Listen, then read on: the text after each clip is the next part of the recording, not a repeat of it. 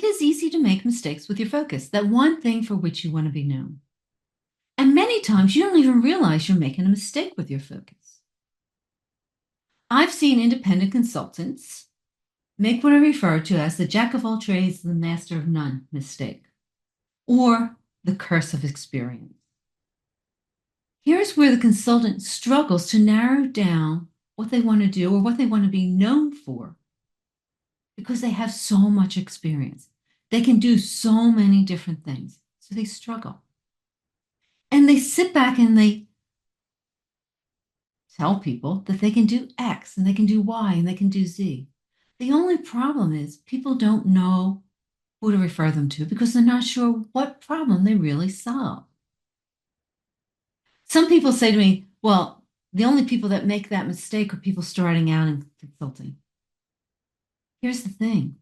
I've actually seen people with several years of experience make this mistake.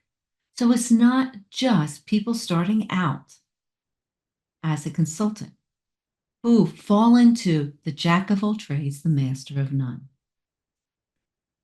Another mistake I see independent consultants make with their focus is, or at least I call it and I refer to it as the drifter mistake. This is where a person has become that go-to consultant, or they're right on the edge of becoming that go-to consultant, and they become restless. And when they become restless, they start looking around to see what other people are doing, and then they start offering services that their competitors offer. The challenge is the services don't tie to their focus. And the next thing that they know, or the next thing that they see, is their business starts spiraling downward. And as it starts spiraling downward, the revenue dries up. Because people don't know what they want to be known for. People become confused and they disappear. If you would like to listen to some videos on the Jack of all trades and Master of none, or the Drifter, and see how you can avoid making those mistakes, check out the links that are down below in the description area. Now, there's a third mistake I see independent consultants make, and I call it the hesitator mistake.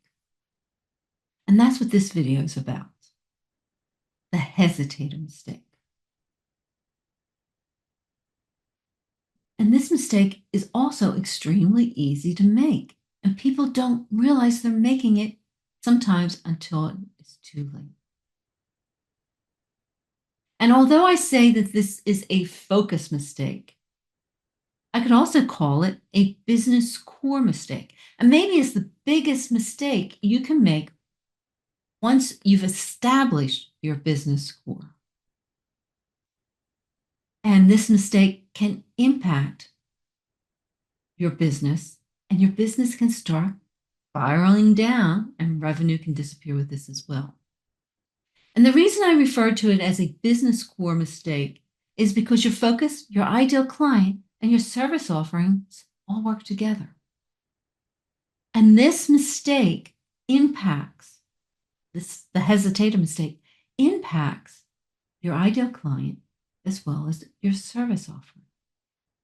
Hi, I'm Laura Burford, and I help independent consultants master consulting by embracing a less is more approach so that they create the right clients, they earn the revenue they're looking to earn, and they live life on their own terms. If you would like to discuss your consulting business or how to go about mastering consulting, schedule some time to talk. There's a link below in the description area as well as in the first comment. Not interested in talking, but you want to assess where you are with your business? Download the consultant assessment document. A link is also in the description area for that, as well as in the first comment. And as always, if you're interested in more consulting insights, subscribe to the channel and click on the bell. If you find this video interesting, give me a thumbs up. So what do I mean by the hesitator mistake? The easiest way to explain the mistake is with the help of a fictional story that is based on a real-life independent consultant, and I'll call this person Sarah. Sarah was known for her expertise in helping small businesses with her operational processes. She had a fabulous methodology and she knew how to streamline the processes so the business owners felt comfortable and they were able to grow their businesses. Potential clients sought her out because of what they heard about her and her methodology, her approach. She had a reputation as being the go-to small business operational efficiency consultant. And that's great. But then a major shift, the global pandemic. We've all lived through it, and how we work changed. Many of Sarah's clients were struggling to stay afloat. Some shut down entirely. Others had limited cash flow. But all of them were trying to adapt to a remote and digital workforce. Her clients needed help surviving. They needed to think differently about their operations. Sarah, however, stayed the course. She said, "This is my focus. I help small businesses with operational efficiencies, and I have a fabulous methodology. It works, and I'm known for that methodology." Her thought was once the pandemic was over, her clients would come back to her, and life would go back to normal. I don't know about you, but for most of us, our life did not go back to normal after the pandemic. It had changed. And as Sarah stayed the course with her focus, and she didn't adjust or modify her ideal client or how she was working with them, her business started to suffer. Calls for help slowed down. They just didn't come in. Her reputation as that go-to expert no longer seemed to resonate. In a world where survival and innovation and changing to a remote workforce were pressing concerns, Sarah was no longer known or seen as relevant, and her clients didn't see value in what she did because she wasn't meeting their needs and wants. Her clients needed help navigating this new reality, and many turned to other consultants who offered expertise in pivoting to a remote and digital world, to a workforce that wasn't always in the office or in the store. Her clients needed help restructuring their operations to fit the new world of work. And although Sarah's focus of small business operational efficiency didn't change, the pain points tied to her focus and how she serviced her clients needed to change. She didn't change. Jordan was one of those consultants who did change. Jordan's focus also was on small business operational efficiency. But as the world changed, Jordan realized the pain points changed. And she adjusted her how, her methodology, her service offering. She took into account the new challenges her ideal client was dealing with. And she changed how she helped her clients. Meanwhile, Sarah was still doing things the way she had done them in the past before the pandemic. Instead of maintaining status quo, Jordan adjusted to address the needs and wants of her clients. She modified her methodology. She changed her services, and she developed approaches to help with operational efficiencies that dealt with remote, digital, and virtual experiences. Jordan's focus never changed. She still wanted to be known as a small business operational efficiency person. She wanted to become that go-to expert.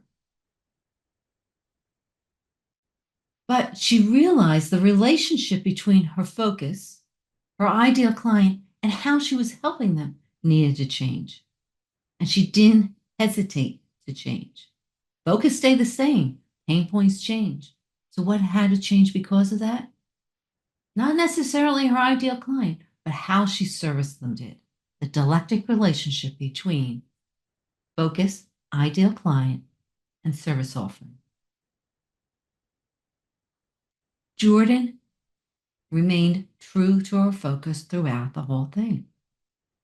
And while one business flourished, Jordan's, another business was going downhill. It was declining. And that's Sarah's. Sarah realized too late that she needed to evolve in how she provided her focus, how she dealt with small businesses and operational efficiencies. She realized too late that her methodology and her services needed to be adjusted. She realized she missed the boat. Sarah hesitated. She hesitated because she didn't listen to what I call the noise around her. Sarah forgot an important fact. There's a balancing act between your focus, your ideal client, and your service offering, your approach, your methodology, and the actual services you provide. She forgot you need to adapt when the world changes and your clients' pain points change, or when you change. Her hesitation caused her business to go into a spiral downward mode, and her revenue dried up. Sarah learned an important lesson, and this is a lesson that many independent consultants forget. And that is, you need to continually review and evolve your business core. You can't hesitate to listen to the noise and see what's going on, especially when the environment shifts or you encounter a personal change. Sarah did get her business back on track. It took some time. But what she needed to do is she needed to take a step back and do some research. And she had to get out there and validate. She had to talk to people. She had to figure out what the real needs and wants were. She did not change the main core of her focus. Her core of her focus still remained small business operational efficiencies. And that's what she's an expert in. But she listened to the pain points and she adjusted accordingly. She modified her ideal client criteria, her profile, and she modified her methodology to take into account the new needs as well as her services. She then reconnected with her old clients and marketed her new updated offerings. What is the moral to the story about the hesitator mistake? The world changes, and so do the needs and wants of your client. What that means is, as an independent consultant, you don't have the time to hesitate. And you need to make a change when a change is necessary. As an independent consultant, you need to continually monitor your client's needs and wants. You need to listen to the noise, what's going on around you, and adjust accordingly. That doesn't mean your focus changes. Normally, your focus, that one thing for which you want to be known as that go-to expert, doesn't change. But it might mean you need to change who is your ideal client, even if it's just a tweak, or your approach to servicing them. There is a balancing act that every consultant needs to master between their ideal client, service offering, and their focus. An adjustment and a modification to one might mean you need to modify one of the others. What it means is you need to modify, you need to make an adjustment so that you can continually help your clients achieve what they want to achieve and still be known as a go-to expert, your focus, that one thing for which you want people to pick up the phone and call you or send you an email. Remaining true to what you want to be known for is great, but you need to remain relevant and be seen as valuable. To remain relevant and valuable, you need to at times modify what you're doing and how you're doing it, as well as your ideal client profile. Being too rigid and forgetting that there's a balancing act, that there's a dialectic relationship between your focus, ideal client, and approach and services can lead to missed opportunities and a declining business or a spiraling down business, and position you to be no longer seen as that experienced go-to consultant. Thank you for taking the time to listen to this video. I hope you found it interesting, and I hope you don't make the hesitator mistake. If nothing else, as you put together your business plan for the year, think about your focus, ideal client profile, and your service offering, and check to make sure they're in balance. If you would like other videos such as this, other insights into consulting, consider subscribing to the channel and clicking the bell. If you found this video helpful, thumbs up would be appreciated. If you would like to discuss your consulting business or how to go about mastering consulting, schedule some time to talk. It's a free conversation, and there are links in the comment section below, as well as in the description area. Also, help yourself to the consultant assessment document and any of the other videos that are on this channel that can help you with your business.